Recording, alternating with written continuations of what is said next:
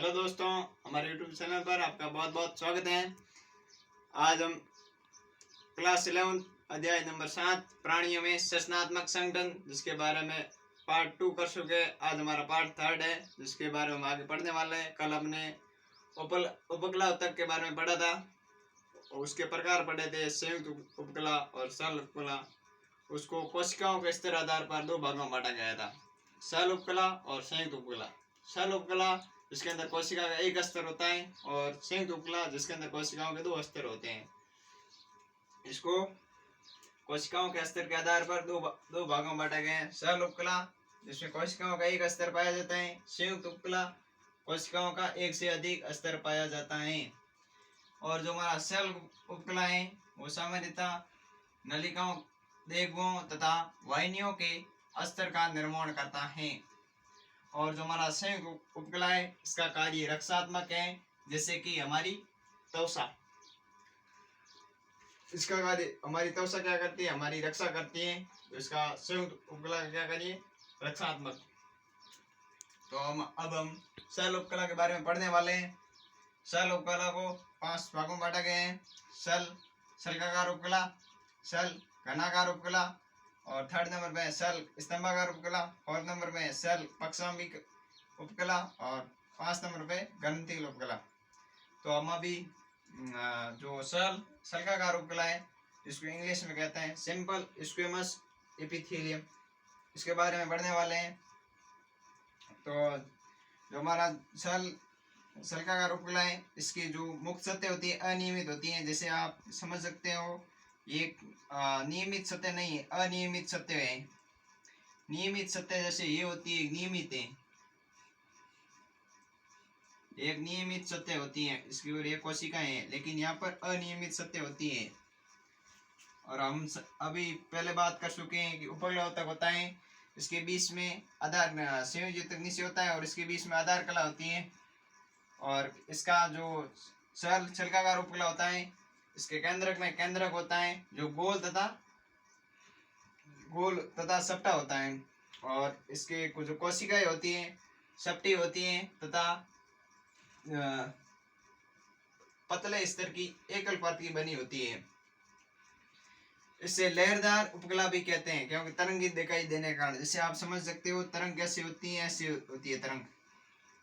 इसी तरह से यह भी तरंग की तरह दिखाई देता है, इसलिए इसको क्या कहते हैं, लहरदार उपकला भी कहते हैं। इसको पेवेंट या खंडजी उपकला भी कहते हैं क्योंकि फर्श पर लगी टाइलों जैसी दिखाई देता है। जैसे हमारे फर्श पर जैसे टाइलें लगी होती है उसी तरह से हमारा सरल शल्काकार उपकला दिखाई देता है।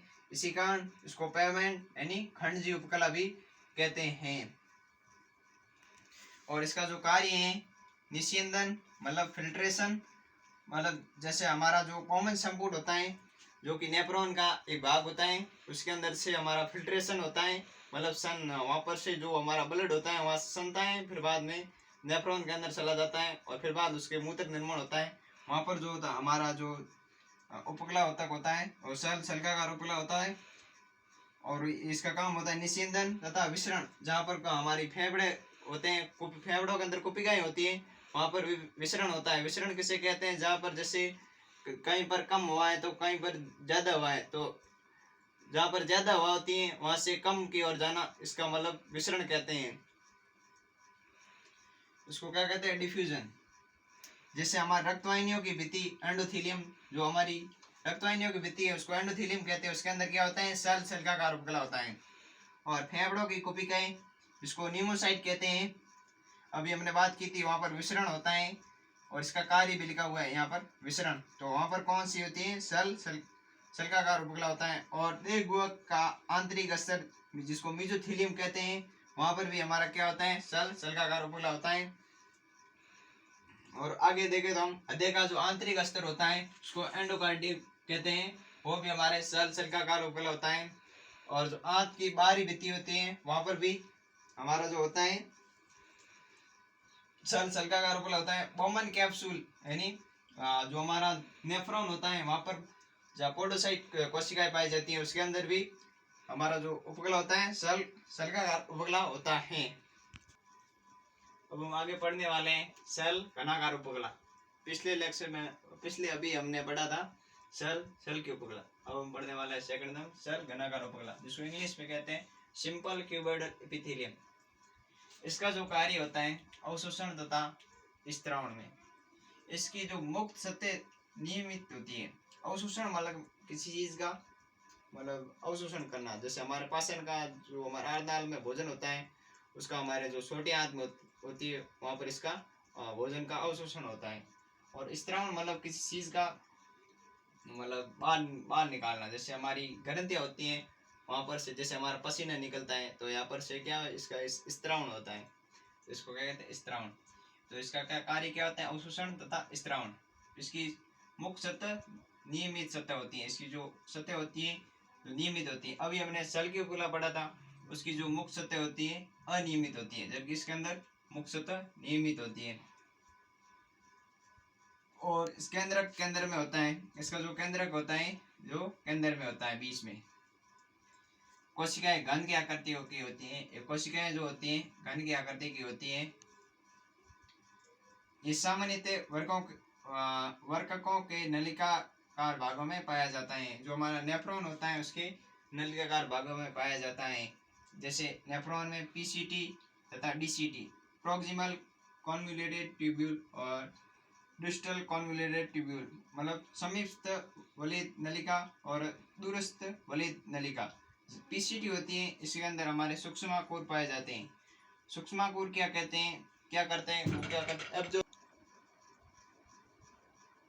पीसीटी होती है उसके अंदर क्या होते हैं सूक्ष्माणुकोर माइक्रोविलाई होते हैं, जो क्या कहते हैं एब्जॉर्बेशन करते हैं। और जो इसको हमारे जनन उपकला भी कहते हैं। क्यों कहते हैं, क्योंकि जो हमारे शुक्राणु तथा अंडाणु होते हैं जो हमारे घनाकार उपकला से ही बनते हैं, इसलिए इसको क्या कहते हैं जनन उपकला भी कहते हैं। और ये सामान्यतः वर्गों के नलिका भागों में पाया जाता है। और यहाँ पर लिखा हुआ है अग्नाशय की एसिनी में पाया जाता है। इसके बारे में हम आगे बात करेंगे जब हमारा चैप्टर होगा हार्मोन वाला उसके अंदर। और ये थायराइड ग्रंथि की पुटिकाओं में भी पाए जाते हैं। जो हमारी थायराइड ग्रंथि होती है उसके अंदर जो पुटिकाएं होती हैं, ये हमारी क्या है पुटिका, ये क्या है पुटिका। और इसके अंदर जो होती है पुटिकीय कोशिकाएं, ये होती हैं पुटिकीय कोशिकाएं, जो कैसी होती हैं घनाकार होती हैं, जो थायरोक्सिन हार्मोन का स्त्रावण करती हैं। पुटिकीय कोशिकाएं घनाकार कोशिकाएं होती हैं जो हार्मोन का स्त्रावण, कौन सा हार्मोन, थायरोक्सिन हार्मोन का स्त्रावण करती हैं।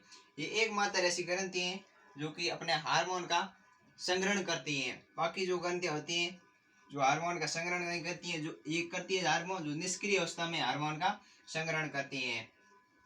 और हम थर्ड नंबर पे पढ़ने वाले हैं सेल स्तंभाकार उपकला, सिंपल कोल्यूमिनर एपिथेलियम। सिंपल कोल्यूमिनर एपिथेलियम, इसकी भी जो सतह होती हैं मुक्त नियमित सतह होती हैं। कोशिकाएं कैसी दिखती हैं, स्तंभ सदृश्य, मतलब लंबी होती है, बेलनाकार कोशिकाएं होती हैं। ये भी मतलब उपकला उत्तक आता है, उपकला उत्तक और जो संयोजी उत्तक पर वृद्धि करता है। और इसके बीच में क्या होती है आधार कला होती है। केंद्रक आधारी भाग में होता है। पहले हमने पढ़ा था सेल के उपकला और जो घनाकार उपकला, उसके अंदर केंद्र जो होता है केंद्र में होता है, लेकिन इसका जो होता है आधारी भाग में होता है केंद्रक, ठीक है। और इसके जो एग्जाम्पल है पाचन ग्रंथि हो गई, हमारी जठरीय ग्रंथि हो गई, और अमाशय के अंदर पाया जाता है, आंत में पाया जाता है। जो हमारे अमाशय बड़ी आंत होती है ना, वहां पर माइक्रोविलाई नहीं पाए जाते हैं, जबकि जो हमारी छोटी आंत होती है ना, छोटी आंत, उसके अंदर माइक्रोविलाई पाए जाते हैं, सूक्ष्माणुकोर पाए जाते हैं। जो अमाशय तथा बड़ी आंत होते हैं वहां पर म्यूकस ग्रंथि पाई जाती है, जो क्या करती है म्यूकस या श्लेष्मा का स्त्रावण करती है, जिसको क्लश ग्रंथि भी कहा जाता है। अमाशय तथा बड़ी आंत में म्यूकस ग्रंथि होती है तथा स्तंभाकार उपकला होता है। जो सबकी छोटी आंत में स्तंभाकार उपकला भी होता है, सूक्ष्माणुकोर भी होते हैं, और म्यूकस ग्रंथि जिसको कलश ग्रंथि भी कहते हैं, इसका कार्य क्या होता है म्यूकस या श्लेष्मा का स्त्रावण। म्यूकस ग्रंथि स्तंभाकार उपकला द्वारा रूपांतरित होकर बनती है। जो हमारी म्यूकस ग्रंथि है जो स्तंभाकार उपकला के रूपांतरित होने के बनती है। उपकला उत्तक स्त्रावण तथा अवशोषण में सहायक होता है। जैसे हमारी आरनाल होती है उसके अंदर हमारे जो म्यूकस ग्रंथि होगी जो कि स्तंभाकार उपकला है, ये सीक्रेशन करती हैं, मतलब म्यूकस का, श्लेष्मा का। और अवशोषण, जैसे हम खाना खाते हैं तब उस भोजन का क्या होता है, अवशोषण होता है। तो हमारे स्तंभकार बोला क्या, स्त्रावण तथा अवशोषण में सहायक होता है।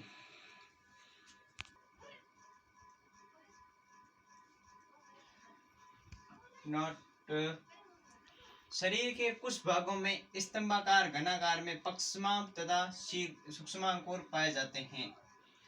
पक्षमाप क्या होते हैं, जो कि हमारे शरीर में एक विशेष दिशा में कणों या म्यूकस को एक विशेष दिशा में गति करवाने के लिए सहायक होते हैं। और सूक्ष्मांकुर क्या होते हैं, अवशोषण के लिए सहायक होते हैं।